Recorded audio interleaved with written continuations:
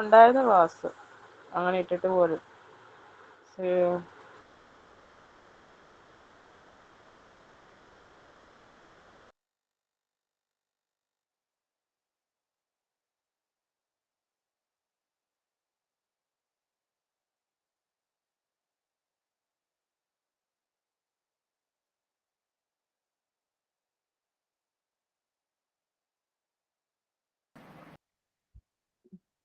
Good afternoon all.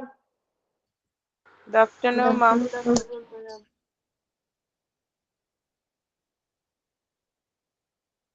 നാളെ class ഉണ്ടോ മാം? നിങ്ങളെ ഇൻഫോം ചെയ്യും കേട്ടോ, ക്ലാസ് ഉണ്ടാവും എന്തായാലും.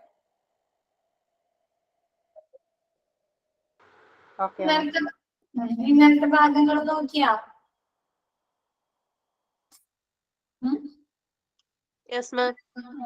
ഡൗട്ട്സ് വല്ലതുണ്ടോ?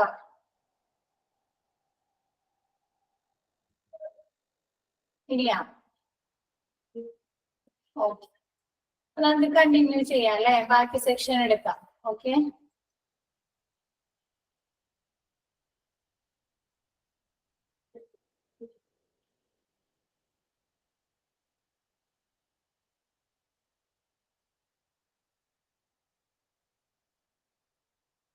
നമ്മ ഇന്നലെ എടുത്തത് ഹൈറാർക്കി വരെയാണല്ലേ. ഹോസ്പിറ്റൽ ലബോറട്ടറിയിൽ വർക്ക് ചെയ്യുന്ന ആളുകളുടെ അല്ലെ, ആരൊക്കെയാണ് അവര്, ക്വാളിഫിക്കേഷൻസ്, എഡ്യൂക്കേഷൻ, ട്രെയിനിങ് എന്താണ്, റെസ്പോൺസിബിലിറ്റീസ്, ഓരോരുത്തരെയും ഉത്തരവാദിത്തങ്ങൾ എന്തൊക്കെയാണ്, അവിടം വരെയാണ് നമ്മൾ പഠിച്ചത് അല്ലെ.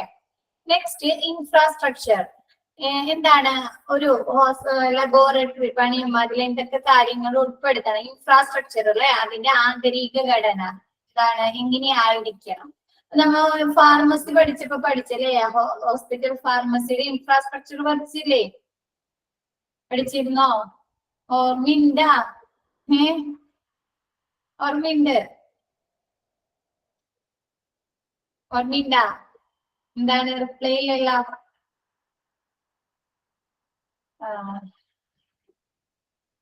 ഇടയ്ക്കൊക്കെ ഒന്ന് മറിച്ച് നോക്കൂ, ഫ്രീ ആക്കി കിട്ടുമ്പോ കേട്ടാ. ജസ്റ്റ് ഒന്ന് നോക്കി എല്ലാവരും, ഓരോ ഭാഗങ്ങൾ കഴിയുമ്പോ അത് അവിടെ ഇടല്ലേ.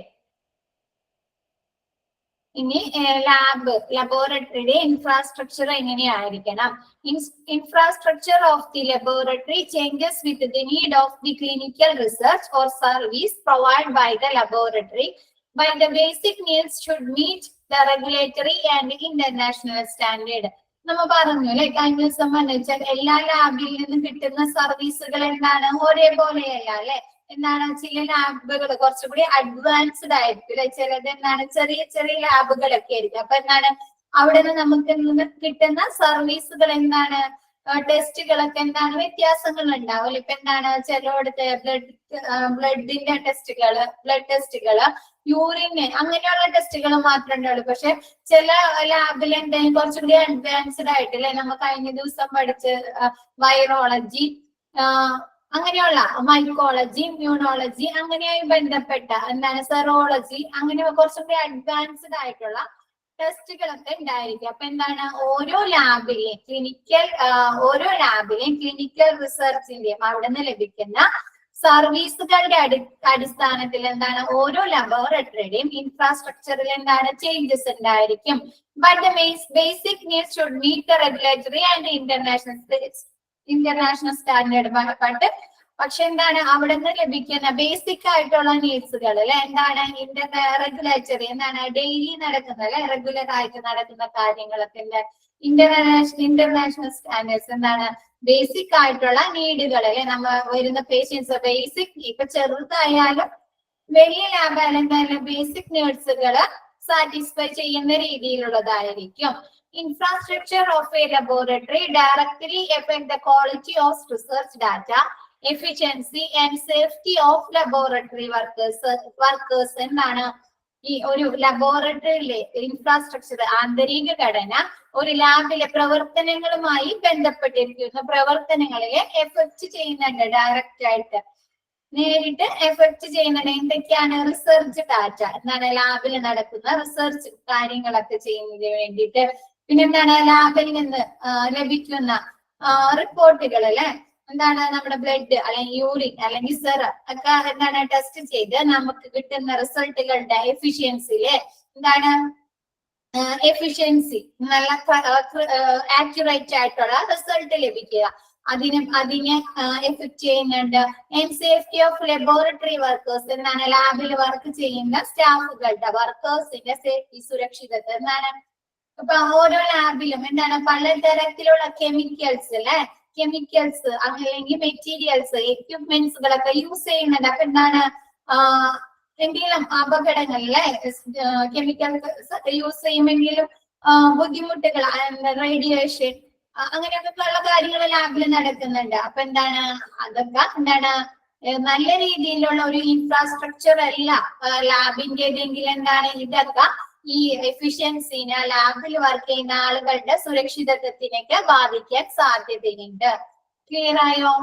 ഇൻഫ്രാസ്ട്രക്ചർ ഓഫ് ലബോറട്ടറി എല്ലാ ലാബുകളുടെയും ഇൻഫ്രാസ്ട്രക്ചർ ആന്തരിക ഘടന ആ ലാബിൽ നിന്ന് ലഭിക്കുന്ന ഫെസിലിറ്റീസ് സർവീസിന്റെ അടിസ്ഥാനത്തിൽ അല്ലെങ്കിൽ അവർ പ്രൊവൈഡ് ചെയ്യുന്ന റിസർച്ചിന്റെ അടിസ്ഥാനത്തിലൊക്കെ വ്യത്യാസപ്പെട്ടിരിക്കുന്നു. പിന്നെന്താണ്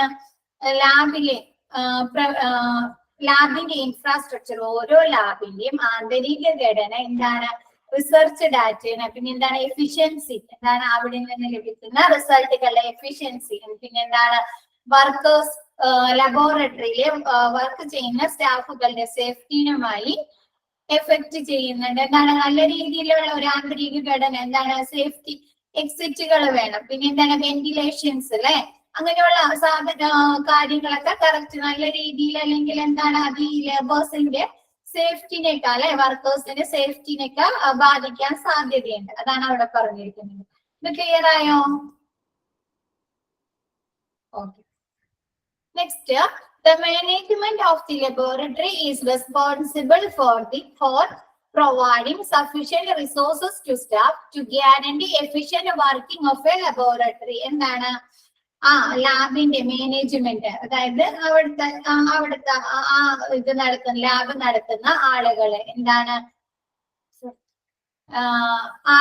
എന്താണ് റെസ്പോൺസിബിൾ ആണ് എന്തൊക്കെ കാര്യങ്ങളില് ഈ അവിടെ വർക്ക് ചെയ്യുന്ന സ്റ്റാഫുകൾക്ക് ടെസ്റ്റുകൾ ചെയ്യുന്നതിനായിട്ട് പല എക്യുപ്മെന്റ്സുകളും കെമിക്കൽസും ഒക്കെ ആവശ്യമുണ്ടല്ലേ. എന്താണ് മൈക്രോസ്കോപ്പ് വേണം, സ്ലൈഡുകൾ വേണം, അങ്ങനെ ഒരുപാട് കാര്യങ്ങൾ ആവശ്യമുണ്ടല്ലേ. അവർക്ക് ടെസ്റ്റുകൾ നടത്തുന്ന എക്യുപ്മെന്റ്സുകൾ വേണം. അപ്പൊ എന്താണ് അങ്ങനെയുള്ള റിസോഴ്സുകൾ എന്താണ് ഈ സ്റ്റാഫുകൾക്ക് എത്തിച്ച് പ്രൊവൈഡ് ചെയ്ത് കൊടുക്കുക. പിന്നെ എന്താണ് ഗ്യാരണ്ടി ഓഫ് എഫിഷ്യന്റ് വർക്കിംഗ് എന്താണ് ലാബിൽ ചെയ്യുന്ന കാര്യങ്ങളുടെ എഫിഷ്യൻസിയിലെ കൃത്യത എന്താണ് നല്ല രീതിയിൽ കറക്റ്റ് ആയിട്ട് ചെയ്യുന്ന എഫിഷ്യൻസി വർക്കിങ്ങിന് ഗ്യാരണ്ടി ഒക്കെ എന്താണ് ഈ മാനേജ്മെന്റിന്റെ ഉത്തരവാദിത്തമാണ്. എന്താണ് നമുക്ക് തരുന്ന റിസൾട്ടുകൾ അല്ലെ നല്ല രീതിയിലുള്ളതല്ല കറക്റ്റ് റിസൾട്ട് അല്ലെങ്കിൽ എന്താണ് അത് നമുക്ക് ട്രീറ്റ്മെന്റ് ചെയ്യുന്നതിനൊക്കെ ബാധിക്കുന്നുണ്ട് അല്ലെ.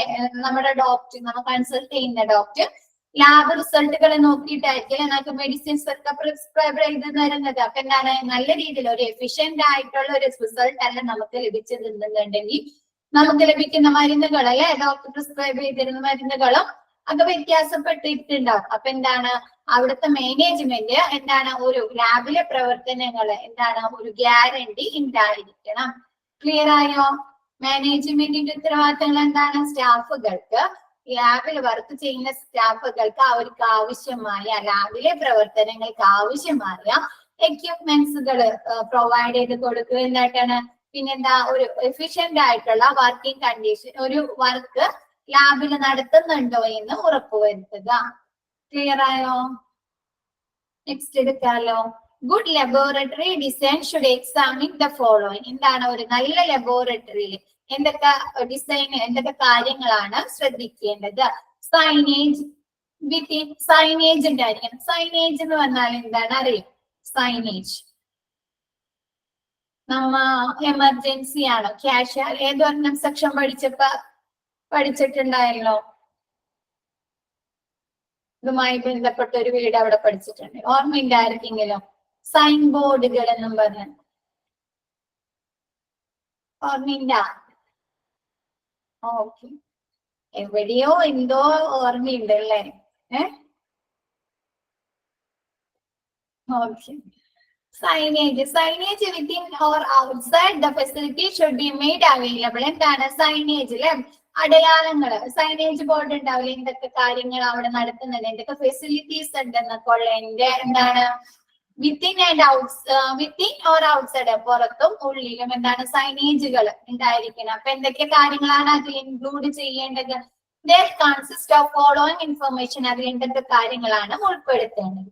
നെയിം അല്ലെ, ആ ലാബിന്റെ നെയിം എന്താണ്, പേര്, രജിസ്റ്റർ നെയിം അല്ലെ, ഓരോ ലാബിനും രജിസ്റ്റർ നെയിം ഒക്കെ, രജിസ്റ്റർ നമ്പർ ഉണ്ട്, എന്താണ് രജിസ്റ്റർ നമ്പർ. പിന്നെ സർവീസ് ഓഫേർഡ്, എന്തൊക്കെ ടെസ്റ്റുകളാണ് അവിടെ നിന്ന് ലഭിക്കുന്നതാണ്, ഓരോ ലാബിനും കിട്ടുന്ന ടെസ്റ്റുകൾ വ്യത്യാസം ഉണ്ടാവും അല്ലെ, സർവീസുകൾ വ്യത്യാസം ഉണ്ടാവും. അപ്പൊ എന്താ അവിടെ നിന്ന് എന്തൊക്കെ സർവീസുകളാണ് നമുക്ക് ലഭിക്കുന്നത്?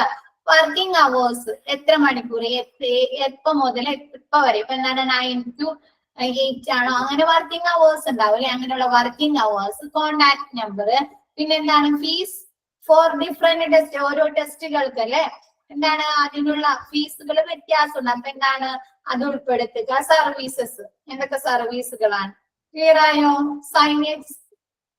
സൈനേജ് ബോർഡ് എന്ന് പറഞ്ഞാൽ ഈ പുറത്ത് ലാബിന്റെ പുറത്ത് കണ്ടിട്ടുണ്ട്, പേര് വെച്ച് കണ്ട് രജിസ്റ്റർ നമ്പർ വെച്ച് ഇതിന്റെ ഇതുകളുണ്ട്, ലാബില് ഇന്ന ടെസ്റ്റുകൾ നടത്തുന്നുണ്ട് എന്നൊക്കെ പറയാം. MRI ഉണ്ട്, CT ഉണ്ട്, ബ്ലഡ് ടെസ്റ്റ് ഉണ്ട്, യൂറിനൽ അനാലിസിസ് ഉണ്ട് എന്നൊക്കെ പറഞ്ഞാൽ എന്തെങ്കിലും ആയിട്ട് ഇങ്ങനെ എഴുതി വെച്ചിട്ടുണ്ടോ, കണ്ടിട്ടുണ്ടോ? പറഞ്ഞോ നവ്യ. ബോർഡ് എന്ന് പറയില്ലേ, sign board.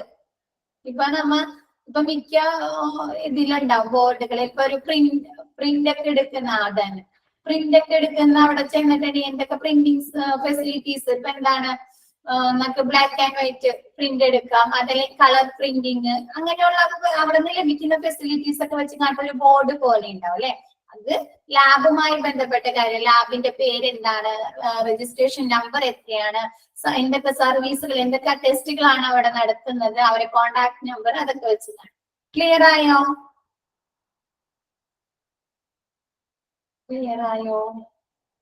Next, essential health and safety regulation. Use safety signage as applicable. എന്താണ് essential ആയിട്ടുള്ള health and safety regulations അല്ലെ? ഇപ്പൊ നോക്കിയേ, ഞാൻ കാണിച്ചു തരാം ചാപ്റ്റർ. ലബോറട്ടറിയില് ചില സ്ഥലങ്ങളിൽ ഇങ്ങനെയുള്ള സൈനുകളൊക്കെ എഴുതിയിട്ടുണ്ട്. ഡേഞ്ചർ, എന്താണ് തീപിടുത്തം ഉണ്ടാവാൻ സാധ്യത, ഇൻഫ്ലൈമബിൾ, പോയിസൺ ഉണ്ട്, കെമിക്കൽസ് ഉണ്ട്, അങ്ങനെയൊക്കെ അതൊക്കെ എന്താണ് ഉള്ളിലൊക്കെ വെച്ചിട്ടുണ്ടാവും. ക്ലിയർ ആയോ? വലിയ ലാബിലൊക്കെ ചെല്ലുമ്പോ, ഹോസ്പിറ്റൽ ലാബുകളിൽ അല്ലെങ്കിൽ വലിയ ലാബുകളിലൊക്കെ ചെല്ലുമ്പോ അതിനുള്ളിലേക്ക് അവരെന്താണ് റേഡിയേഷൻ അല്ലെ, സ്കാനിങ് സെക്ഷൻ ഒക്കെ ഉണ്ടാവും. പിന്നെ അപ്പൊ അവിടേക്ക് ഇങ്ങനെ ഓരോ ഇതുകൾ അവിടെ ഒന്നില്ലെങ്കിൽ ചെയ്യാൻ വരുമ്പോഴാ അതിൽ എവിടെയെങ്കിലൊക്കെ ഇങ്ങനെ സൈൻ സെക്ഷൻസ് ഒക്കെ വെച്ചിട്ടുണ്ടാവും. ക്ലിയർ ആയത്?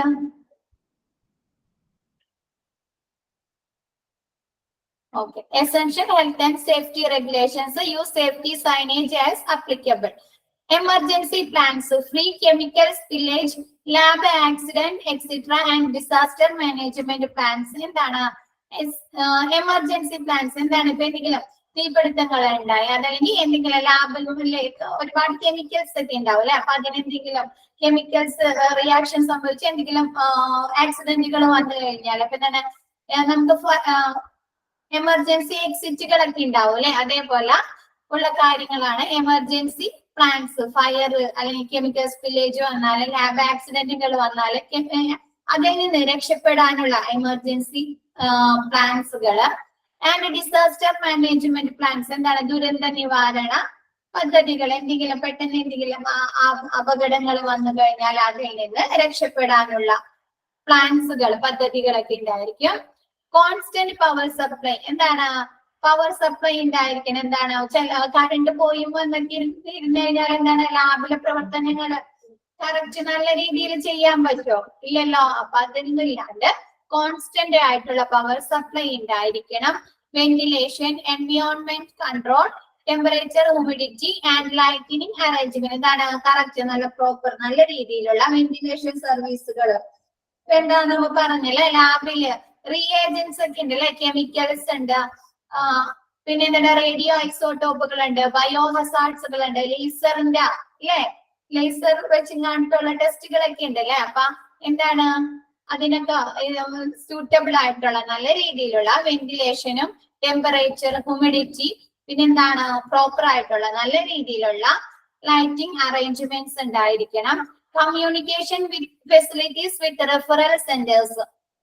എന്താണ് നമ്മ ചില ടൈമിൽ എന്താണ് ചില ചെറിയ ലാബുകളൊക്കെ ആണെങ്കിൽ എന്താണ് ആ ഒരു ബ്ലഡ് ഒക്കെ കളക്ട് ചെയ്തിട്ട് വേറെ ഏതെങ്കിലും ലാബിലേക്ക്, വലിയ വലിയ ലാബിലേക്ക് ടെസ്റ്റിന് അയക്കാറുണ്ട്. റെഫറൽ സെന്റേഴ്സിലേക്ക്, വേറെ വല്ല ലാബിലേക്ക്. എന്താണ് ഇപ്പൊ തൈറോയ്ഡ് ടെസ്റ്റ് ചെയ്യുമ്പോൾ എന്താണ് ചെറിയ ലാബുകളൊക്കെ ആണെങ്കിൽ ജസ്റ്റ് നമ്മുടെ നിന്ന് ബ്ലഡ് കളക്ട് ചെയ്തിട്ട് എന്താണ് വേറെ ഏതെങ്കിലും ലാബിലേക്ക് അവർക്ക് അയക്കും. അപ്പൊ എന്താണ് അവരുമായി കമ്മ്യൂണിക്കേഷനിലെ ഡീറ്റെയിൽസ് എടുക്കാനായിട്ട്, എന്താണ് അപ്ഡേറ്റ് ചെയ്യാനായിട്ട്, റിസൾട്ട് ആയോ അങ്ങനെയുള്ള ഡീറ്റെയിൽസ് ഒക്കെ അറിയുന്നതിനായിട്ട് കമ്മ്യൂണിക്കേഷൻ ഫെസിലിറ്റീസ് ഉണ്ടായിരിക്കണം.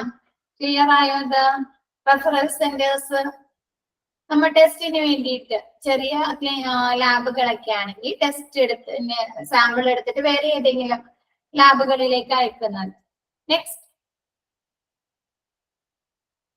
നെക്സ്റ്റ് ലൈറ്റിംഗ് എന്ന് പറഞ്ഞാല് നമുക്ക് ലാബിൽ ഉള്ള ലൈറ്റിംഗ് ഫെസിലിറ്റീസ് അല്ലെ. കറണ്ട് പോവാതൊന്നും ഇരിക്കുക. ലൈറ്റിംഗ് ഫെസിലിറ്റീസ് ഇപ്പൊ എന്താണ് നമുക്ക് സ്കാനിങ് സെക്ഷനിൽ സ്കാനിങ്ങിന് കിടക്കുന്ന റൂമിലെ ലൈറ്റിംഗ് ഒക്കെ വ്യത്യാസം ഉണ്ടായിരിക്കും ഇല്ലേ. നമുക്ക് സാധാരണ റൂമിലുള്ള ലൈറ്റിംഗ് പോലെ ആയിരിക്കും സ്കാനിങ് റൂമില്, അത് വ്യത്യാസം ഉണ്ടോ?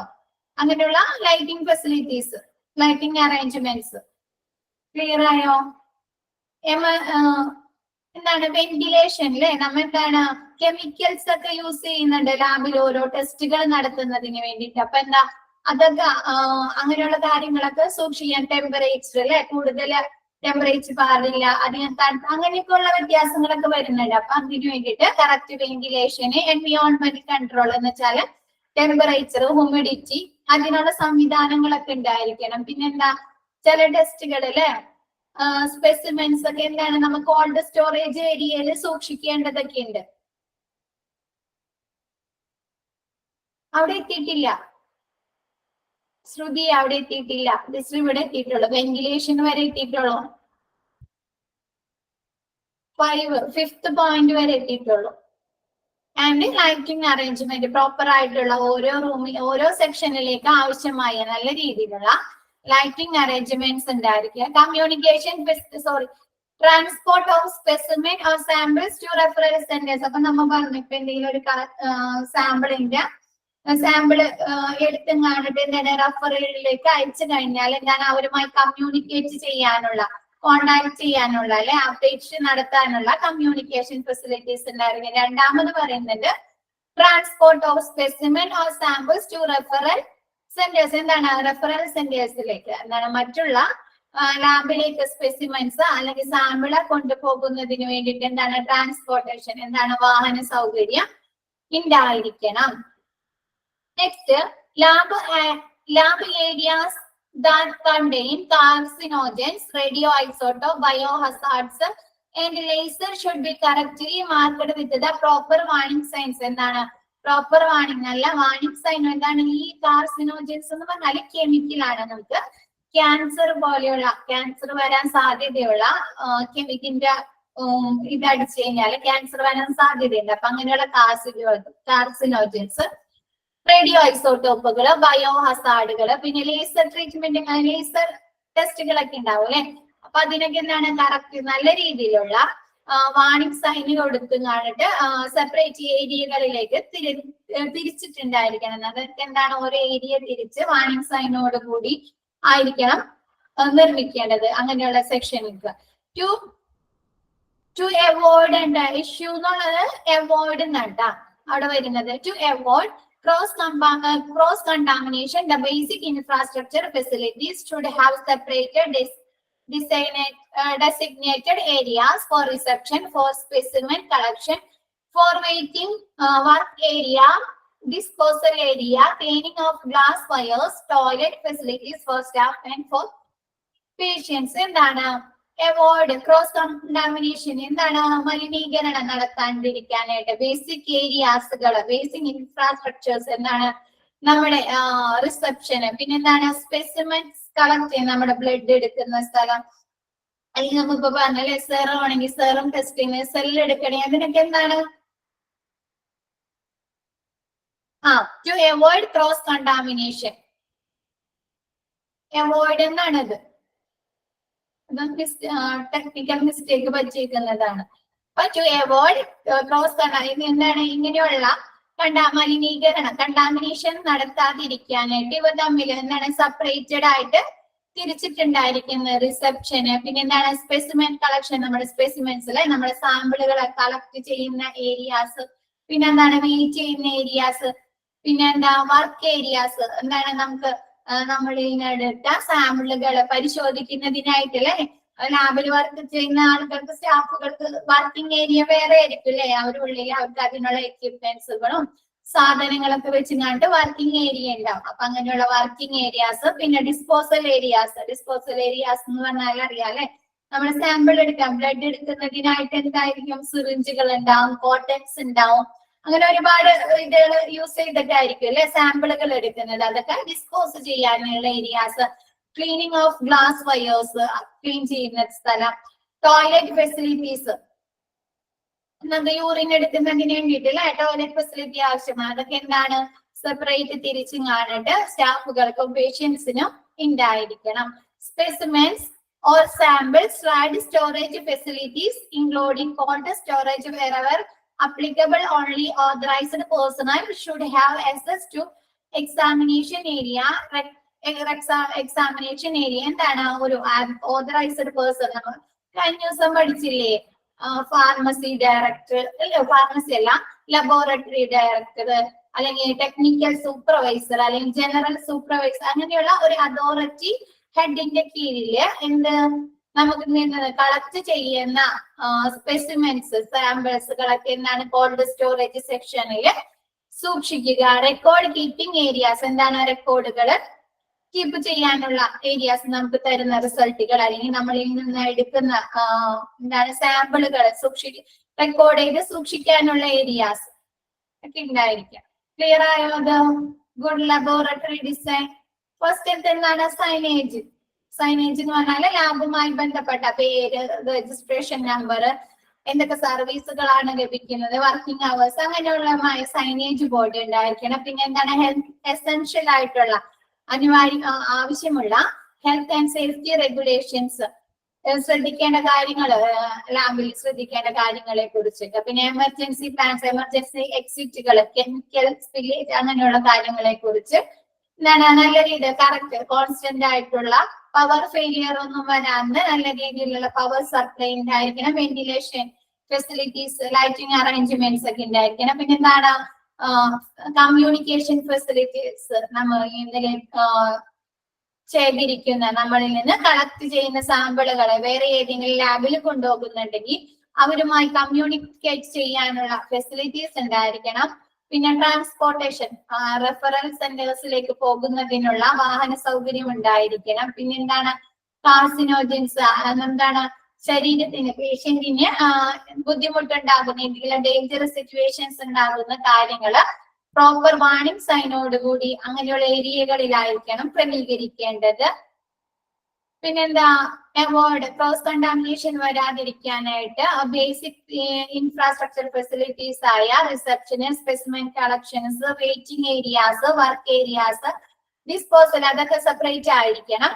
പിന്നെന്താ അതോറിറ്റി പേഴ്സന്റെ കീഴിൽ കോൾഡ് സ്റ്റോറേജ് സെക്ഷനില് എക്സാമിനേഷൻ ഏരിയയിൽ എന്താണ് നമ്മളിൽ നിന്ന് ശേഖരിക്കുന്ന സ്പെസിമെൻസും സാമ്പിളുകളൊക്കെ സൂക്ഷിക്കുക. പിന്നെന്താണ് അതിന്റെയൊക്കെ റെക്കോർഡുകള് കീപ്പ് ചെയ്യുക. ക്ലിയർ ആയോ? അത് ക്ലിയർ ആയോ? എന്തായാലും പറയാത്തെ ക്ലിയർ ആയില്ല? Okay. Next level of laboratories. Level of നമ്മുടെ ലബോറട്ടറീസിനെ എന്താണ് അതിനെ നമ്മൾ ക്ലാസിഫൈ ചെയ്യുന്നുണ്ട് അതിന്റെ ലെവൽസിന്റെ ബേസിസിൽ. ഇപ്പൊ നമ്മൾ എന്താണ് ക്ലാസിഫിക്കേഷൻ ഓഫ് ഹോസ്പിറ്റൽ പഠിച്ചപ്പോ ഹോസ്പിറ്റല് അല്ലെ ക്ലാസിഫൈ ചെയ്യുന്നുണ്ടെന്ന് പറഞ്ഞ്. അപ്പൊ അതെങ്ങനെയാണ്? സ്മോൾ സൈസിലെ ഹോസ്പിറ്റൽ എന്ന് പറഞ്ഞു, മിഡ് സൈസ്ഡ് ഹോസ്പിറ്റൽ പറഞ്ഞു, ലാർജ് സൈസ്ഡ് ഹോസ്പിറ്റൽ പറഞ്ഞു. ഓക്കെ അല്ലെ. അപ്പൊ എന്തിന്റെ ബേസിസിലാണ് നമ്മ ഹോസ്പിറ്റലിനെ എന്തിന്റെ ബേസിസിലാണ് നമ്മൾ ക്ലാസിഫൈ ചെയ്തത്? ഇങ്ങനെ സ്മോൾ സൈസ്ഡ്, മിഡ് സൈസ്ഡ് എന്നൊക്കെ പറഞ്ഞ് ക്ലാസിഫൈ ചെയ്തത് നമ്പർ ഓഫ് ബെഡ്സിന്റെ അല്ലെ, നമ്പർ എത്ര ബെഡുകൾ ഉണ്ട്, ആ ബെഡിന്റെ അവൈലബിലിറ്റിനെ അനുസരിച്ചാണ് നമ്മൾ ഹോസ്പിറ്റലിനെ ക്ലാസിഫൈ ചെയ്തത്. അപ്പൊ ഈ ലബോറട്ടറിനെ എന്തിന്റെ ബേസിസിലായിരിക്കും നമ്മൾ ക്ലാസിഫൈ ചെയ്യുന്നത്? പറയാമോ? സാമ്പിള്. എത്ര സാമ്പിളുകൾ ഒരു ദിവസം എത്ര പേഷ്യന്റിൽ നിന്ന് സാമ്പിളുകൾ കളക്ട് ചെയ്യുന്നുണ്ട്, റിസീവ് ചെയ്യുന്നുണ്ട് എന്നതിന്റെ അടിസ്ഥാനത്തിൽ നോക്കാം നമുക്ക്. Medical laboratories according to NABL are divided into 4 as below, irrespective of the place they are operating and are equally applicable to both public and private sector. എന്താണ് പബ്ലിക്കിലായാലും ഗവൺമെന്റ് സെക്ടറിലായാലും പ്രൈവറ്റ് സെക്ടറിലായാലും NABLന്റെ ബേസിസിൽ ഹോസ്പിറ്റൽ ലബോറട്ടറീസിനെ നമ്മൾ 4 ആയി തരം തിരിക്കുന്നുണ്ട്. First one small sized, second one medium sized, third large sized, fourth one very large sized. ഇനി small sized എന്താണെന്ന് നോക്കാം. Small sized, a laboratory that receives samples of up to 100 patients or participants per day. എന്താണ് per day ആണ്, per day. അത് നോക്കിക്കോളൂ. നമുക്ക് കഴിഞ്ഞ ദിവസം നിങ്ങൾക്ക് senior റെസിഡന്റിന്റെയും junior റെസിഡന്റിന്റെയും working hours തെറ്റിപ്പോയാ?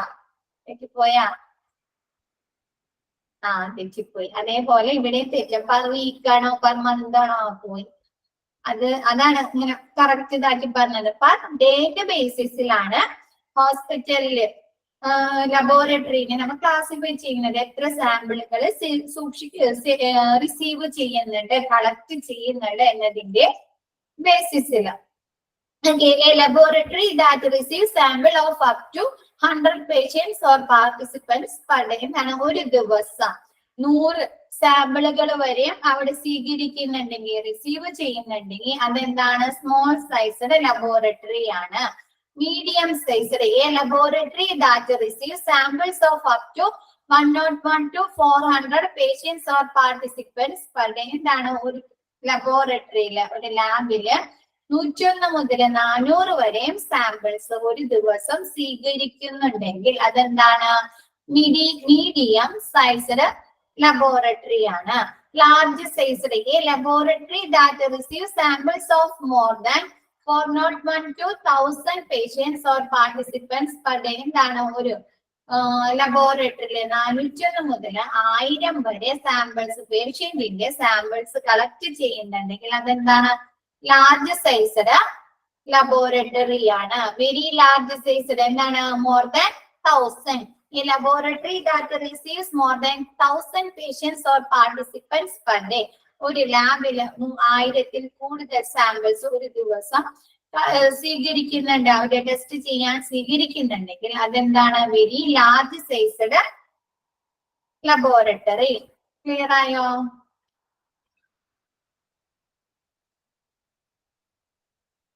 Next multiple location. അതിൽ തന്നെ നിങ്ങൾക്ക് അറിയാം മൾട്ടിപ്പിൾ ലൊക്കേഷൻ എന്താണ്? ഒരു ലാബ് തന്നെ, ഒരു ലാബിന്റെ ശാഖകൾ തന്നെ ഒന്നിൽ കൂടുതൽ സ്ഥലങ്ങളില് ലൊക്കേഷനിൽ വരുന്നതാണ്. സെയിം ഡിസ്ട്രിക്റ്റിൽ തന്നെ, ഒരു ഡിസ്ട്രിക്റ്റിൽ തന്നെ ഇപ്പൊ നീതി ലാബ് ഇല്ലേ, നീതി ലാബ് ഇപ്പൊ എറണാകുളം ജില്ലയിലെ നീതി ലാബ് എന്താ പല ലൊക്കേഷനില്, പല സ്ഥലങ്ങളിൽ വരുന്നതാണ് multiple location. A laboratory having more than one location in the same district with the same legal identity. ഒരു ലീഗൽ ഐഡന്റിറ്റി ബേസ് ചെയ്ത്, ഒരു ലീഗൽ ഐഡന്റി, അതായത് ഒരു ലാബിന്റെ ആളുകൾ, ഒരു ലാബ് നടത്തുന്ന മാനേജ്മെന്റ് തന്നെ എന്താണ് ആ ഡിസ്ട്രിക്റ്റില് പല സ്ഥലങ്ങളില്, പല ലൊക്കേഷനുകളില് ലാബ് നടത്തുന്നതാണ് മൾട്ടിപ്പിൾ ലൊക്കേഷൻ. ക്ലിയർ ആയോ? ബ്രാഞ്ചസ്, അതന്നെ ബ്രാഞ്ചസുകൾ കണ്ടിട്ടില്ല? അന്നേരം DDIC അത് കേട്ടിട്ടുണ്ടോ?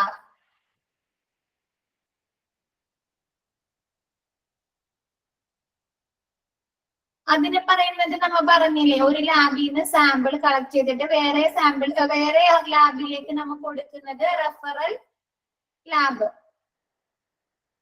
പിന്നെ ഒരു ലാബിന്റെ ബ്രാഞ്ചുകൾ വേറെ സ്ഥലങ്ങളിൽ ഉണ്ടെങ്കിൽ, ഒരു ഡിസ്ട്രിക്റ്റിൽ തന്നെ ഒരു ലാബിന്റെ ശാഖകള് ബ്രാഞ്ചസ് വേറെ സ്ഥലങ്ങളിലുള്ളതാണ് മൾട്ടിപ്പിൾ ലൊക്കേഷൻ. ക്ലിയർ ആയോ? Next equipment. ഇതാണ് 3 മണിയായപ്പോഴേക്കും ഓരോരുത്തർ പോയി തുടങ്ങിയല്ല. Each laboratory should arrange a list of equipment needed for functioning of the laboratory depending on the kinds of tests performed. എന്നാണ് നമ്മൾ പറഞ്ഞല്ലേ, ഓരോ ലാബിൽ നിന്ന് ലഭിക്കുന്ന ഫെസിലിറ്റീസില് സർവീസുകള് ടെസ്റ്റുകളൊക്കെ എന്തായിരിക്കും, ഡിഫറെന്റ് ആയിരിക്കും. അപ്പൊ എന്താണ്, ഓരോ ലാബിലും ഉള്ള ടെസ്റ്റുകളിന്റെ എന്തൊക്കെ സർവീസുകൾ ലഭിക്കുന്നുണ്ട് അതിന്റെ ബേസിസിലായിരിക്കും ഓരോ ലാബിലുള്ള എക്യുപ്മെന്റ്സുകൾ അറേഞ്ച് ചെയ്തിരിക്കുന്നത്. ക്ലിയർ ആയോ? ഓരോ ലാബിൽ നിന്ന് ലഭിക്കുന്ന സർവീസുകളുടെ അല്ലെങ്കിൽ ടെസ്റ്റുകളുടെ അടിസ്ഥാനത്തിലാണ് ഓരോ ലാബിലും അറേഞ്ച് ചെയ്തിരിക്കുന്ന എക്യുപ്മെന്റ്സുകൾ. ക്ലിയർ ആയോ? ഇപ്പൊ സ്പെസിമെൻ മറ്റേ സെറോളജി എന്നുള്ള ടെസ്റ്റ് യൂസ് ചെയ്തിങ്ങാട്ട് നടത്തുന്ന ടെസ്റ്റുകൾ ആ ലാബിൽ ഇല്ല. അപ്പൊ പിന്നെ അതിന്റെ എക്യുപ്മെന്റ്സ് ആ ലാബില് വേണ്ട ആവശ്യമുണ്ടോ? ആ ലാബില് അതിന് വേണ്ട എക്യുപ്മെന്റ്സുകൾ വേണോ? വേണ്ട. വേണ്ട. അതുപോലെ എന്താണ്, ഓരോ ലാബിൽ നിന്ന് ലഭിക്കുന്ന ടെസ്റ്റുകൾ അതല്ലെങ്കിൽ അവിടുത്തെ ഫെസിലിറ്റീസിനെ അനുസരിച്ചാണ് ഓരോ ലാബിലുള്ള എക്യുപ്മെന്റ്സുകൾ അറേഞ്ച് ചെയ്യുന്നത്. ക്ലിയർ ആയോ ആ പോയിന്റ്?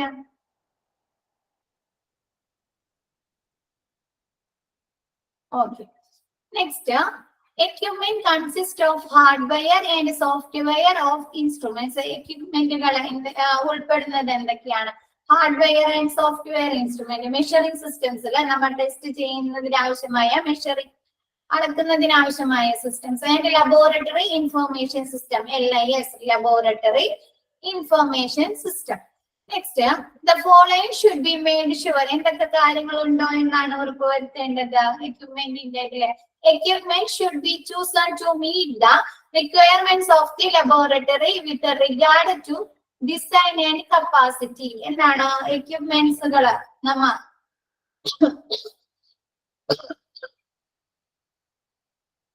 ചൂസ് ചെയ്യുമ്പോ അല്ലെ നമ്മ തിരഞ്ഞെടുക്കുമ്പോ ഈ requirement of the laboratory with regards to design and capacity, ആ ലാബിലുള്ള ടെസ്റ്റുകൾ എന്തൊക്കെ ടെസ്റ്റുകളാണ്, എന്തൊക്കെ സർവീസുകളാണ് എന്നതിന്റെ അടിസ്ഥാനത്തിൽ ആ ലാബിന്റെ ഡിസൈനിന്റെ അവിടെയുള്ള കപ്പാസിറ്റീസിന്റെ ബേസിസിലാണ് നമ്മളുടെ എക്യുപ്മെന്റുകൾ തിരഞ്ഞെടുക്കുന്നത്. ഇപ്പൊ നമ്മൾ പറഞ്ഞില്ലേ, സ്മോൾ സൈസ്ഡ് ഹോസ്പിറ്റൽ ലബോറട്ടറി ആണെങ്കിൽ നമ്മ അതിന് അവിടെ വലിയ മെഷീനറീസ് കൊണ്ടുവന്നിട്ട് കാര്യമുണ്ടോ?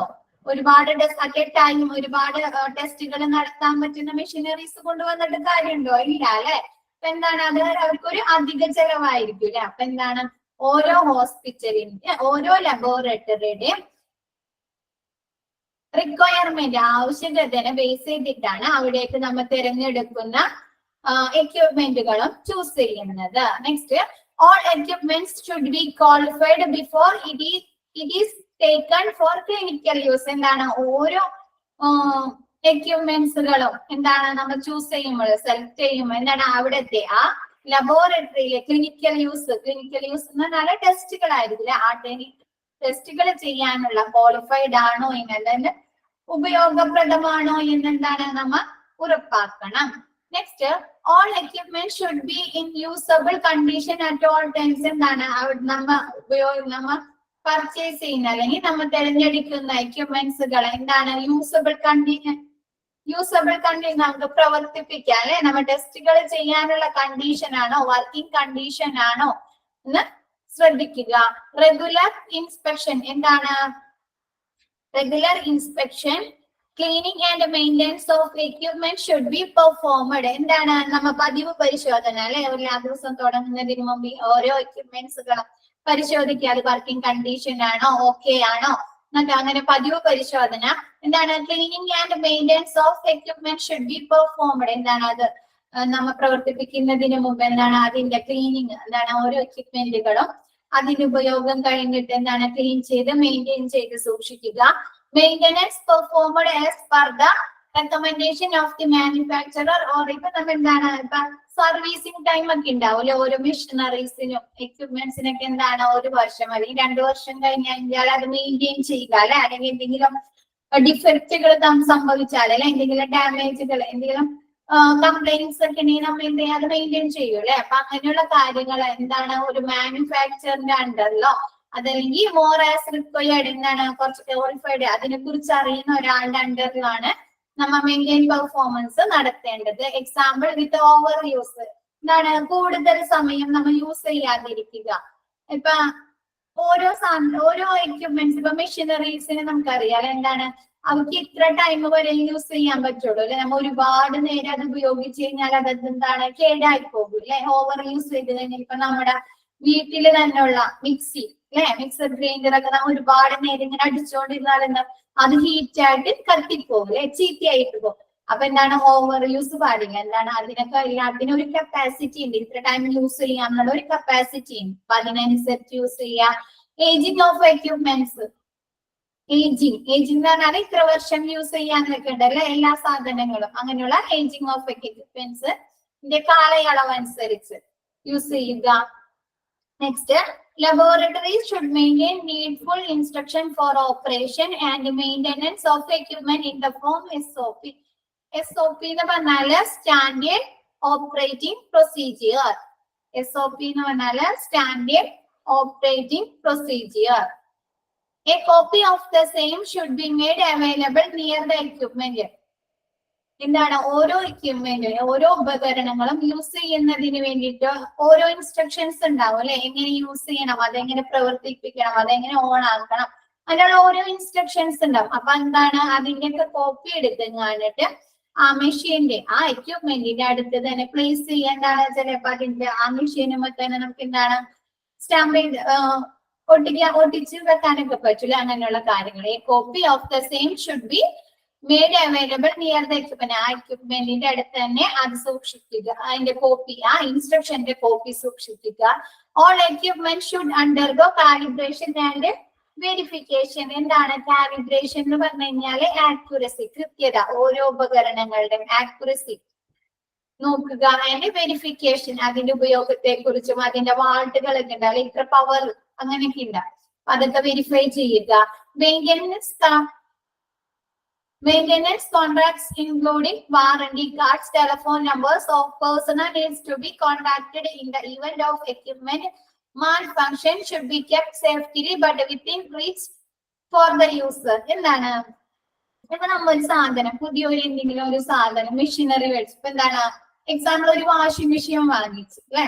അപ്പൊ വാഷിംഗ് മെഷീൻ വാങ്ങിക്കുമ്പോ നമുക്ക് അവിടെ നിന്ന് കടയിൽ നിന്ന് അല്ലെ ഒരു വാറണ്ടി കാർഡ് തരും അല്ലെ. ഇത്ര വർഷം വരെ നമുക്ക് എന്താണ് ഫ്രീ സർവീസുകളൊക്കെ ഉണ്ടാവും. അപ്പൊ അങ്ങനെയുള്ള വാറണ്ടി കാർഡുകൾ ഉണ്ട്. പിന്നെ എന്താണ് എന്തെങ്കിലും മാൽ ഫങ്ഷൻസ് എന്താണ് നമുക്ക് ഉണ്ടെന്ന് കഴിഞ്ഞിട്ട് എന്തെങ്കിലും പെട്ടെന്ന് എന്തെങ്കിലും കംപ്ലൈന്റ്സ് പ്രവർത്തിക്കാണ്ട് വന്നു കഴിഞ്ഞാല് അവരെ വിളിക്കുന്നതിനായിട്ട് ടെലിഫോൺ നമ്പേഴ്സോ അല്ലെങ്കിൽ അവരെ കോണ്ടാക്ട് ചെയ്യുന്നതിനായിട്ട് എന്തെങ്കിലും കാര്യങ്ങളൊക്കെ ഉണ്ടാവും. അതൊക്കെയാണ്. അപ്പൊ അതാണ് ഇതിൽ പറയാം. അപ്പൊ എന്താണ് നമ്മൊരു എക്യുപ്മെന്റ്സ് വാങ്ങുമ്പോൾ അതിനുള്ള വാറണ്ടി കാർഡുകൾ, അവരുടെ ടെലിഫോൺ നമ്പേഴ്സ്, പിന്നെ മാൽ ഫങ്ഷൻസ് അങ്ങനെ എന്തെങ്കിലും ഫങ്ഷനുകൾ എന്തെങ്കിലും ബുദ്ധിമുട്ടുണ്ടെങ്കിൽ അതൊക്കെ ചെയ്യുന്നതിനായിട്ടുള്ള കാര്യങ്ങളൊക്കെ എന്താണ് ഈ യൂസറിന്റെ അതെന്താണ് ഈ ലാബിലെ മെയിൻ ആയിട്ടുള്ള ആളുകൾ എന്താണ് സൂക്ഷിക്കേണ്ടതുണ്ട് വാറണ്ടി കാർഡുകളൊക്കെ. User manual should be readily available for reference. Manual അറിയാലോ, പറഞ്ഞല്ലോ മാനുവൽ എന്താണ്, ആരെങ്കിലും ഒന്ന് ടൈപ്പ് ചെയ്ത് അയച്ച മാനുവൽ എന്താണ്? മാനുവൽ കണ്ടിട്ടില്ല ആരും? എന്താണ് ഇൻസ്ട്രക്ഷൻസ്, എന്തിനെ കുറിച്ചുള്ള ഇൻസ്ട്രക്ഷൻസ്?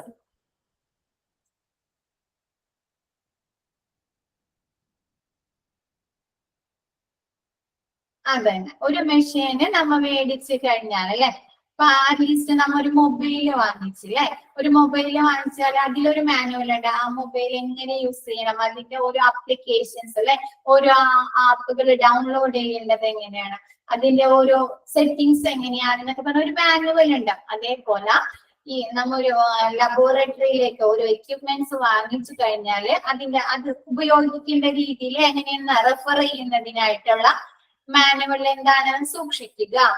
ക്ലിയർ ആയോ? അത് ക്ലിയർ ആയോ? 6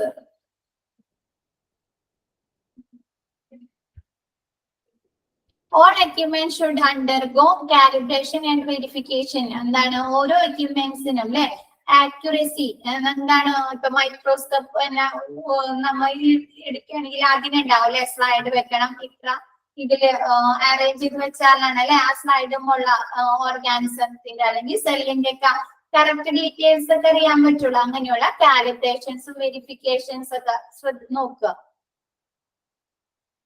ആ രീതിയിൽ ആക്യുറസി. ക്ലിയർ ആയോ?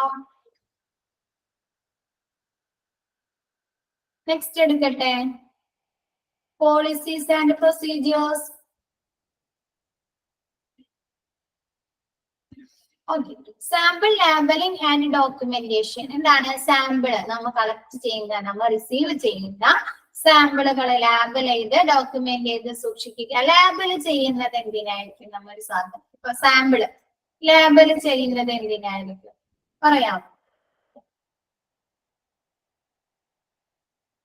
ഒരു സാമ്പിൾ കളക്ട് ചെയ്ത് കഴിഞ്ഞാൽ ഒരു പേഷ്യന്റിന്റെ ഒരു ബ്ലഡ് നെയിം മനസ്സിലായി, നെയിം എന്തിനു വേണ്ടിയാണ് നമ്മ ലാബില് പേഷ്യന്റ് പെട്ടെന്ന് ഐഡന്റിഫൈ ചെയ്യാനല്ലേ. എന്താണ് ചിലപ്പോ ഇപ്പൊ ഒരു പേരിൽ ഇപ്പൊ നവ്യ എന്നുള്ള പേരിൽ എന്താണ് ഒന്നിൽ കൂടുതൽ പേഷ്യൻസ് ഒരു ദിവസം സാമ്പിള് കൊടുത്തിട്ടുണ്ടെങ്കിൽ അവരെ നമുക്ക് തിരിച്ചറിയണം അല്ലേ, എന്താണ് മാറിപ്പോകരുത്. അതിനു വേണ്ടിയിട്ടാണ് നമ്മ എന്താണ് ലേബല് ചെയ്ത് അതന്നെ മാറിപ്പോവാതിരിക്കാൻ വേണ്ടിയിട്ടാണ് നമ്മൾ ലേബല് ചെയ്ത് സൂക്ഷിക്കുന്നത്. നോക്കാം, sample labeling and documentation. Specimen should be attached with at least 2 unique identifiers. Example, name, age, etc. എന്താണ് രണ്ട് പേര് ഒരേപോലെ ഒരു നെയിമിലും ഏജിലുള്ള 2 പേര് വന്നു കഴിഞ്ഞാൽ എന്താണ് മാറിപ്പോവാതിരിക്കും. Specimen labeling using barcodes is an option that may decrease error. എന്താണ് എറർ കൂടുതൽ എറേഴ്സ് വരാതിരിക്കാൻ എന്താണ് ബാർകോഡുകൾ ലാബൽ ചെയ്യുക. Label may include following details. എന്തൊക്കെ കാര്യങ്ങളാണ് നമ്മ സാമ്പിളും അല്ലെങ്കിൽ ആ സ്പെസിമെനും ലേബൽ ചെയ്യേണ്ടത്? പേഷ്യൻസ് നെയിം അല്ലെ, പേഷ്യന്റിന്റെ നെയിം, ഏജ്, ജെൻഡർ, നെയിം എഴുതുക, പേര് എഴുതുക, പിന്നെന്താണ് ഏജ് എത്ര വയസ്സായി, അവരുടെ ജെൻഡർ എന്താണ്, പേഷ്യന്റ് ഐ ഡി നമ്പർ അങ്ങനെ വല്ലതും ഉണ്ടെങ്കിൽ അത് എഴുതുക. ടെസ്റ്റ് റിക്വസ്റ്റഡ് ഏതൊക്കെ ടെസ്റ്റുകളാണ്? ഇപ്പൊ ഹീമോഗ്ലോബിന്റെ അളവാണോ, ESR ആണോ, പിന്നെന്താണ് കൾച്ചർ ചെയ്യാനാണോ, സ്ക്രീൻ. ബാക്കി എല്ലാവർക്കും എങ്ങനെയാ സ്ക്രീൻ കാണുന്നുണ്ടോ? ഓക്കെ, അവിടെ വല്ല നെറ്റ്വർക്ക് ഇഷ്യൂസ് ആയിരിക്കും Navya.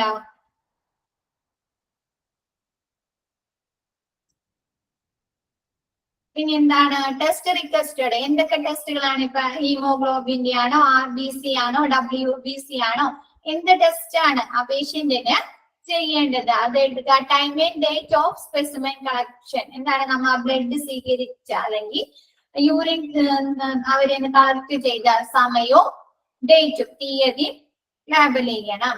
Requisition. Next requisition form or test request form. എന്താണ് റിക്വസിഷൻ ഫോം? എന്താണ് അറിയോ ആർക്കെങ്കിലും?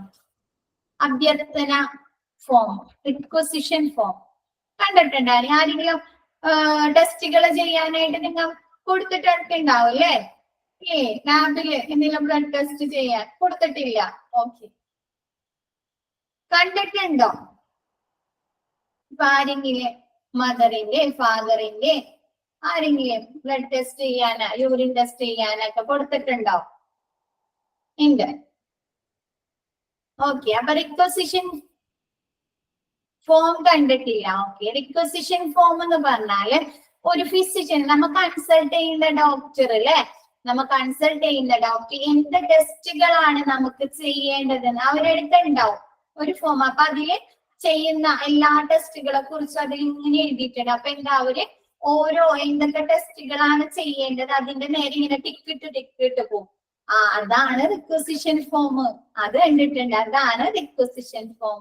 പ്രിസ്ക്രിപ്ഷൻ അല്ല, റിക്വസിഷൻ ഫോം. നമുക്ക് എന്താണ് ഇപ്പൊ WBC ആണെങ്കിൽ അതിൽ എഴുതിയിട്ടുണ്ട്. അപ്പൊ എന്താ അവര് അതിന് നേരെ, ഹീമോഗ്ലോബിൻ ആണെങ്കിൽ അവർ അതിന് നേരെ എന്ത് ചെയ്യും, ടിക്കിട്ട് പോകും. അതാണ് റിക്വസിഷൻ ഫോം. ക്ലിയർ ആയോ? Requisition form. Okay. The requisition form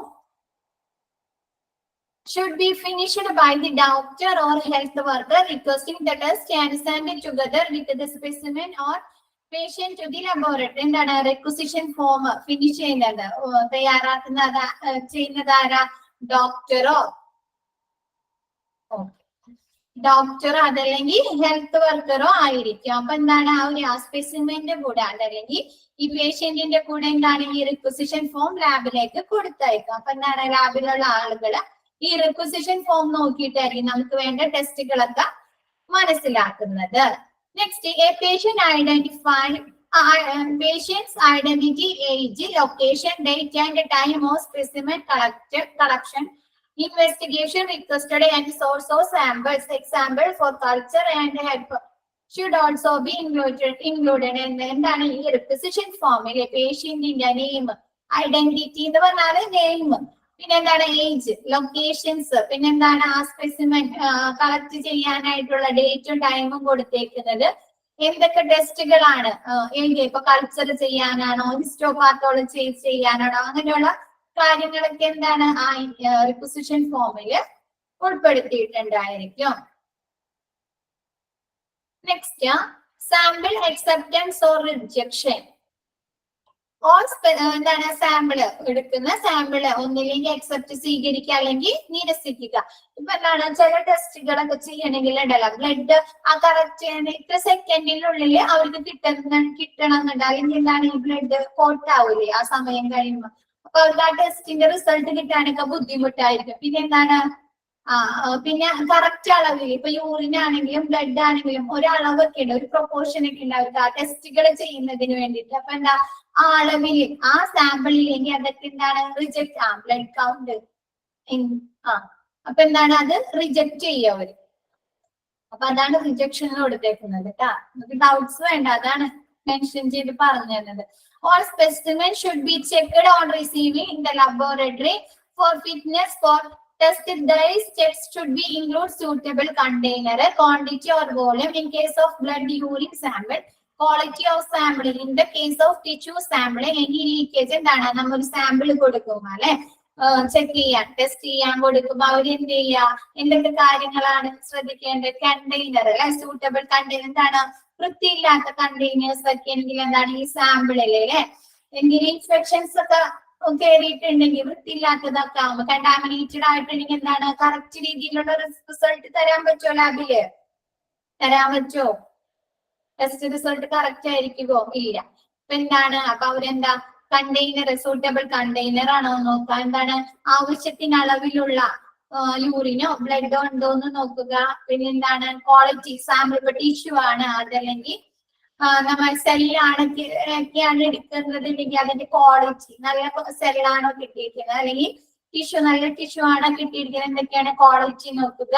ഇനി ലീക്കേജ് ഇപ്പൊ കണ്ടെയ്നർ എന്താണ് ലീക്കേജ് ഒക്കെ ഉണ്ടെങ്കിൽ അതൊക്കെ ശ്രദ്ധിക്കണം.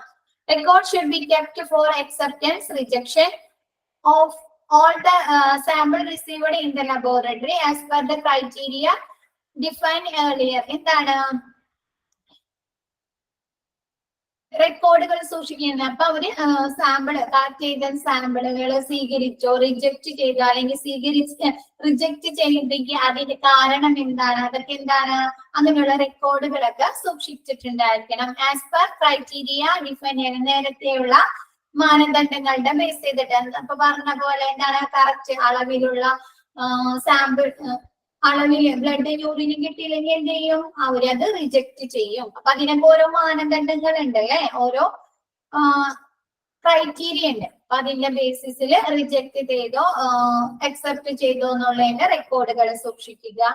If laboratory rejects any sample, it should be informed the patient or doctor and need for recollection. എന്താണ് സാമ്പിൾ റിജക്ട് ചെയ്തിങ്ങനെ അവർക്ക് കറക്റ്റ് അളവിന് കിട്ടിയില്ല, അല്ലെങ്കിൽ സെല്ലുകൾ അല്ലെങ്കിൽ ടിഷ്യൂ എടുത്തത് എന്താണ് ക്വാളിറ്റി ഇല്ലാത്തതൊക്കെ ആണെങ്കിൽ എന്താണ് അവരത് റിജക്ട് ചെയ്യുക. അപ്പൊ അതെന്ത് പേഷ്യന്റിനെ അല്ലെങ്കിൽ ഡോക്ടറെ വിവരമറിയിച്ചിട്ട് രണ്ടാമത് റീകളക്ട് ചെയ്യുക. പിന്നെ laboratory, fourth one laboratory record.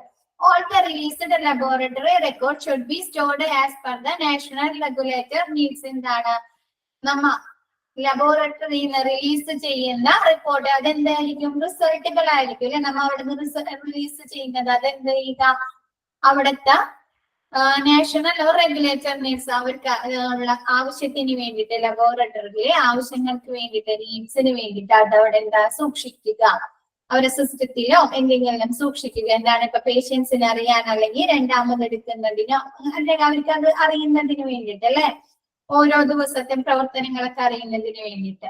The records can be kept as physical copies, as instrument printouts, photocopies or electronically. എന്താണ് എല്ലാ റെക്കോർഡുകളും എന്താണ് ഫിസിക്കൽ കോപ്പീസ്. ഫിസിക്കൽ കോപ്പീസ് എന്ന് ഉദ്ദേശിക്കുന്നത് എന്തായിരിക്കും ഫോട്ടോ കോപ്പീസ് അല്ലെ, പ്രിന്റ് ഔട്ടുകള്, ഫോട്ടോ കോപ്പികള്, അല്ലെങ്കിൽ എന്താണ് ഹാർഡ് കോപ്പികള് അങ്ങനെയുള്ളതായിരിക്കും. അപ്പൊ അതെന്താണ് ഓർ ഇലക്ട്രോണിക്കലി അല്ലെങ്കിൽ കമ്പ്യൂട്ടർ അല്ലെ ഹോസ്പിറ്റൽ ഇൻഫർമേഷൻ സിസ്റ്റത്തിൽ അല്ലെങ്കിൽ ലബോറട്ടറി ഇൻഫർമേഷൻ സിസ്റ്റത്തിൽ ഇങ്ങനെയുള്ള റെക്കോർഡുകൾ സൂക്ഷിക്കുക. Use of LIS. Use of LIS എന്ന് പറഞ്ഞാല് ലബോറട്ടറി ഇൻഫർമേഷൻ സിസ്റ്റം യൂസ് ചെയ്യുക. എന്തൊക്കെ കാര്യങ്ങൾക്ക് വേണ്ടി? Laboratory information system or laboratory information management system enables to laboratory track specimens from receipt, processing, testing and reporting to storage. എന്താണ് നമ്മളെടുത്ത ആ സ്പെസിമെനിലെ ആ സാമ്പിളുകള് track ചെയ്യുന്നതിന് വേണ്ടിയിട്ട് എന്താണ് അതിന് എത്ര ബില്ലായി, അതിന്റെ റെസീപ്റ്റ് അറിയാൻ, പ്രോസസ്സിംഗ് എന്തൊക്കെ പ്രോസസ്സിംഗ് ആണല്ലേ, എന്തൊക്കെ ടെസ്റ്റുകളാണ് അതിൽ ചെയ്തത്, എന്ത് ടെസ്റ്റ് ആണ് ചെയ്തത്, അതിന്റെ റിപ്പോർട്ട് എന്തായിരുന്നു, അതിനൊക്കെ അറിയുന്നതിന് വേണ്ടിയിട്ട് ഈ റെക്കോർഡ്സുകൾ LIS-ല് യൂസ് ചെയ്ത് സൂക്ഷിക്കുക. ക്ലിയർ ആയോ? ലബോറട്ടറി ഓക്കെ, ഒന്ന് വായിച്ചു നോക്കിയോ ഒന്ന്.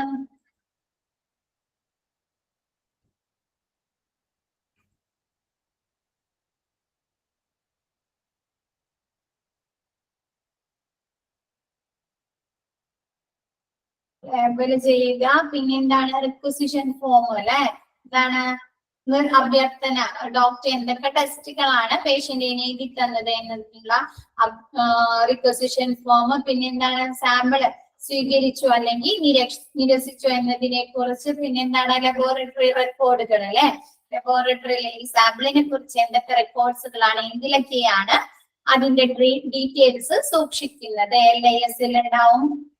പിന്നെ എന്താണ് അല്ലാണ്ട് ഫിസിക്കൽ കോപ്പീസ്, പ്രിന്റ് ഔട്ടുകളാ അങ്ങനെ എന്തെങ്കിലും. എന്താണ് ഒരു പേഷ്യന്റിന്റെ കയ്യിൽ നിന്ന് അവരുടെ ടെസ്റ്റ് റിസൾട്ട് മിസ്സായി പോയി കഴിഞ്ഞിട്ടുണ്ടെങ്കിൽ അവർ ആ പേഷ്യന്റിന്റെ ID കൊണ്ടുവന്നു കഴിഞ്ഞാൽ അല്ലെ ഈ ലബോറട്ടറി ഇൻഫർമേഷൻ സിസ്റ്റത്തിൽ ഉണ്ടെങ്കിൽ അവർക്ക് രണ്ടാമത് റിട്രീവ് ചെയ്ത് കൊടുക്കാൻ പറ്റില്ലേ, ഒരു കോപ്പിയും കൂടി എടുത്ത് കൊടുക്കാൻ പറ്റൂലേ.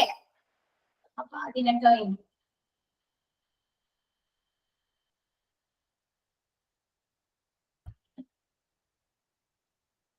ക്ലിയർ ആയോ? ഇത് ഒന്ന് വായിച്ചു നോക്കിയേ, ഡൗട്ട്സ് വല്ലതുണ്ടോ നോക്കിയേ.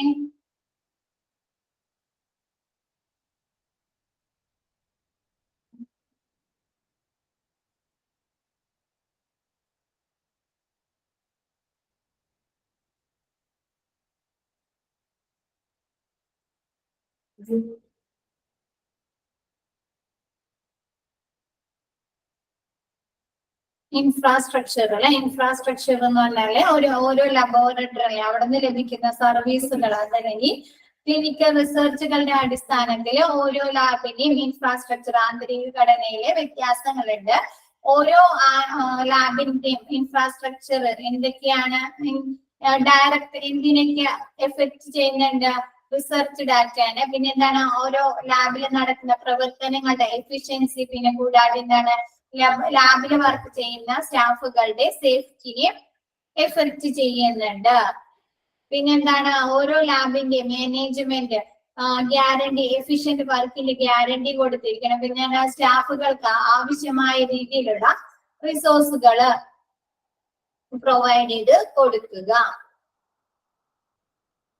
Next good lab design. എന്താണ്? സൈനേജുകൾ വേണം, സേഫ്റ്റി റെഗുലേഷൻസ്, പിന്നെ എമർജൻസി പ്ലാൻസ്, പിന്നെ പവർ സപ്ലൈ, പിന്നെ വെന്റിലേഷൻ, ആവശ്യമായ രീതിയിലുള്ള വെന്റിലേഷനും എൻവയോൺമെന്റൽ കൺട്രോൾസ്, പിന്നെ എന്താണ്? റെഫറൽ, വേറെ ഏതെങ്കിലും ലാബിലേക്ക് കൊണ്ടുപോകാൻ ട്രാൻസ്പോർട്ടേഷനും കമ്മ്യൂണിക്കേഷൻ ഫെസിലിറ്റീസ് വേണം. പിന്നെ എന്താണ്? ഓരോ ഡേഞ്ചറസ് ആയിട്ടുള്ള കെമിക്കൽസ് അങ്ങനെയുള്ള സാധനങ്ങൾ സൂക്ഷിക്കുന്നതിനായിട്ട് പ്രോപ്പർ വാർണിംഗ് സൈൻസ് വേണം. പിന്നെന്താണ്? കണ്ടാമിനേഷൻ, ക്രോസ് കണ്ടാമിനേഷൻ ഒന്നും നടക്കാതിരിക്കാനായിട്ട് വർക്ക് ഏരിയാസ്, ഡിസ്പോസൽ ഏരിയാസ്, പിന്നെന്താണ്? സ്പെസിമെൻ കളക്ഷൻ ഏരിയാസ് ഒക്കെ സെപ്പറേറ്റ് ചെയ്ത് തരം തിരിച്ച് ഓരോ സെക്ഷനിലായിരിക്കണം. പിന്നെന്താ? ഒരു ഓതറൈസ്ഡ് പേഴ്സണിന്റെ അണ്ടറില് എന്താണ്? കോൾഡ് സ്റ്റോറേജ് സെക്ഷനിൽ, എക്സാമിനേഷൻ ഏരിയയിൽ എന്താണ്? ഈ സാമ്പിൾസ് ഒക്കെ സൂക്ഷിക്കുക. പിന്നെന്താണ്? ലാബിനെ 4 ആയി തരംതിരിക്കുന്നുണ്ട്. Small sized, mid sized, large sized and very large sized. പിന്നെ എക്യുപ്മെന്റ്സുകൾ, പിന്നെന്താ? Policies and procedures. പോളിസീസിൽ എന്താണ്? സാമ്പിളുകൾ എന്താണ്? മാറിപ്പോവാതിരിക്കാൻ, അല്ലെ? അങ്ങോട്ടും ഇങ്ങോട്ടും മാറിപ്പോവാതിരിക്കാൻ ലാബിൽ ഏത് പേഷ്യന്റിന്റെ നെയിം, ഏജ്, സെക്സ് അങ്ങനെയുള്ള കാര്യങ്ങളൊക്കെ, ഏതൊക്കെ ടെസ്റ്റുകളാണ് ചെയ്യേണ്ടത് എന്നൊക്കെ എഴുതി എന്താണ്? ലാബിൽ എഴുതി സൂക്ഷിക്കുക. പിന്നെ റിക്വസിഷൻ ഫോം. എന്താണ്? ഒരു ഫിസിഷ്യന്റെ അല്ലെങ്കിൽ ഡോക്ടർ റിക്വസിഷൻ ഫോമിന്റെ അടിസ്ഥാനത്തിലാണ് സ്പെസിമെൻ സ്വീകരിക്കുന്നത്. അതെന്തൊക്കെ ടെസ്റ്റുകളാണ് ചെയ്യേണ്ടതെന്ന് തീരുമാനിക്കേണ്ടതും. എന്താണ്? സാമ്പിളുകൾ അക്സെപ്റ്റ്, എന്താണ്? കണ്ടെയ്നേഴ്സ്, അല്ലെ? നല്ല സൂട്ടബിൾ ആയിട്ടുള്ള കണ്ടെയ്നർ ആണോ, വോളി കറക്റ്റ് രീതിയിൽ നല്ല ആവശ്യമായ അളവിലുള്ള വോള്യത്തിനുള്ള സാമ്പിൾ ഉണ്ടോ, പിന്നെ എന്താണ്? ക്വാളിറ്റി ഉള്ള സാമ്പിൾ ആണോ ലഭിച്ചെടുക്കുന്നതെന്നൊക്കെ ചെക്ക് ചെയ്യുക. പിന്നെ ലബോറട്ടറി റെക്കോർഡ്സുകൾ.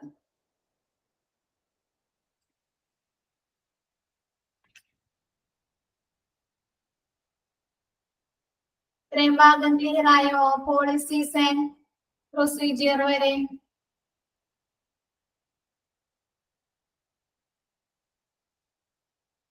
ക്ലിയർ ആയോ? ആരെന്തൊന്നും ഇണ്ടാക്കേ? പോളിസീസ് ആൻഡ് പ്രൊസീജിയർ വരെ ക്ലിയർ ആയോ? വിൻഷ മാത്രം പറയുന്നുള്ളല്ലോ, ബാക്കി ആർക്കും ക്ലിയർ ആയിട്ടില്ല. എന്തെങ്കിലും ഡൗട്ട്സ് ഉണ്ടോ? ക്ലിയർ മാം, ക്ലിയർ. ഓക്കെ.